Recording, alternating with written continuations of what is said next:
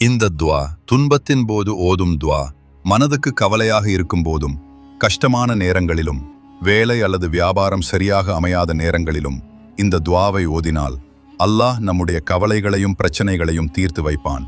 நபி ஸல்லல்லாஹு அலைஹி வஸல்லம் அவர்கள் ஓதிய துவா, லா இலாஹ இல்லல்லாஹுல் அலீமுல் ஹலீம். மகத்தானவனும் சகிப்புத்தன்மை மிக்கவனுமாகிய அல்லாஹ்வை தவிர வணக்கத்திற்குரியவன் வேறு யாருமில்லை. லா இலாஹ இல்லல்லாஹு ரப்புல் அர்ஷில் அலீம். மகத்தான அர்ஷின் இறைவனாகிய அல்லாஹ்வை தவிர வணக்கத்திற்குரியவன் வேறு யாருமில்லை. லா இலாஹ இல்லல்லாஹு ரப்புஸ் சமாவாதி வரப்புல் அர்ஷி வரப்புல் அர்ஷில் கரீம். வானங்கள் மற்றும் பூமியின் இறைவனும் கண்ணியமிக்க அர்ஷின் இறைவனுமாகிய அல்லாஹ்வை தவிர வணக்கத்திற்குரியவன் வேறு யாருமில்லை. இதை நபி ஸல்லல்லாஹு அவர்கள் தங்களுக்கு துன்பம் ஏற்படும் போதெல்லாம் ஓதுவார்கள் என்று ஹதீஸ்களில் வந்துள்ளது.